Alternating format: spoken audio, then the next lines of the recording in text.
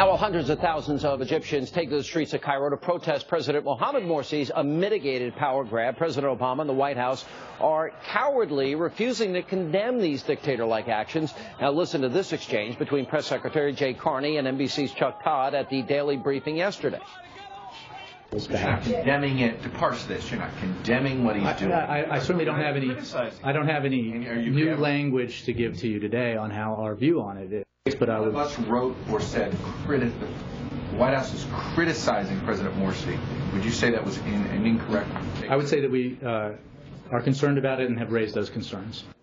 And joining me with reaction from the American Islamic Forum for Democracy, Dr. Zuhdi Jasser, and Chicago Executive Director of the Council on American Islamic Relations, Ahmed Rehab, is with us. And guys, welcome to the program.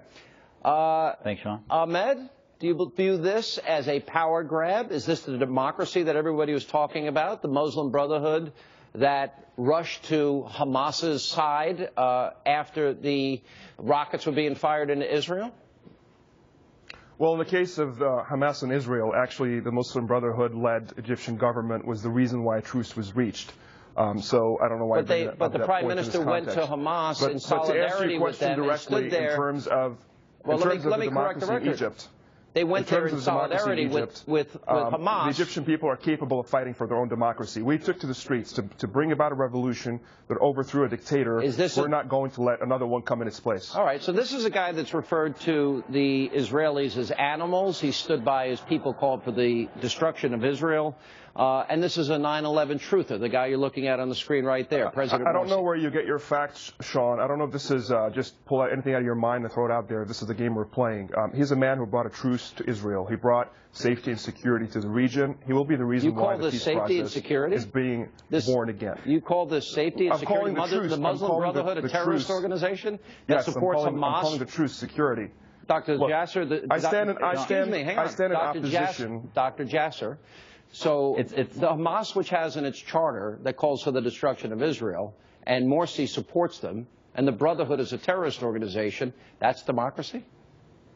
Absolutely not. And this is where this administration, as you see with Jay Carney and Clapper, who call them a secular organization, and others, they not only have no comprehension of Islamism, they've allowed them to hijack this revolution, which was about the Egyptian people that now are coming back to the streets to try to regain their freedom from an oppressor, which is the Islamists, which are worse than Mubarak because they're dictators on steroids that have a religious mandate of theocracy. And Morsi is worse than Mubarak. He's already sat with Ahmadinejad. He's working with the terrorist organization Hamas. And people like Mr. Rehab and this administration don't have the courage to speak out against Islamism, which many devout Muslims do. There are many Muslims on the streets that don't want the Islamists running their society. And unfortunately, we have people like Ahmed and this administration that don't have the courage to articulate liberty in the region and stand behind the people in the street and in front of them and lead change, real change for democracy. Is this period, is it going to be viewed as the rise of the radical Islamist, and we are,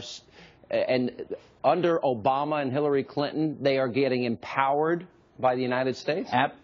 Absolutely. We are completely useless. American soft power has disappeared in the region, and we are not advancing freedom at all. You've had your chance, and you've used it to spew lies. You don't know what you're talking about. Well, I have been very clear in my position. Don't interrupt.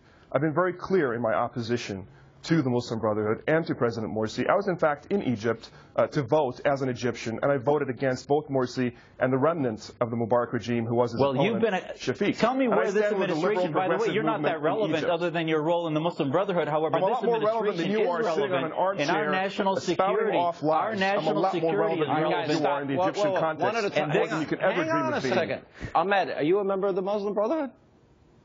No, I'm not a member of the Muslim Brotherhood. Are you, Sean? No. Will you condemn their ideology? Dr. Jasser just said that. Did you just say that, Dr. Jasser? Absolutely. Council on American Islamic Relations is part of the Islamist movement globally, and he was marching in the streets in Cairo as part of the Islamist movement. Where I stand in Egyptian politics. I'm allied with the progressive liberal movement in Egypt. I will not Islamism for us. Will you stand against political Islam? I will not condemn or demonize those with whom I disagree in Egypt. We will move forward on the principles of this revolution, which is freedom, Islamism will not move forward. Justice. Islamism is a supremacist ideology that will destroy the Middle East. Talking points like you are, Zuhdi, which you get paid to do as a sock puppet for the Islamophobia movement. Oh, that's great. When you have nothing else, all you do is stoop to attacks rather than deal with the subject. It's clear your character is such that you don't know how to deal with the subjects at hand, which are the ideological this evening. As always, thank you for being with us. Let not your heart be troubled. Greta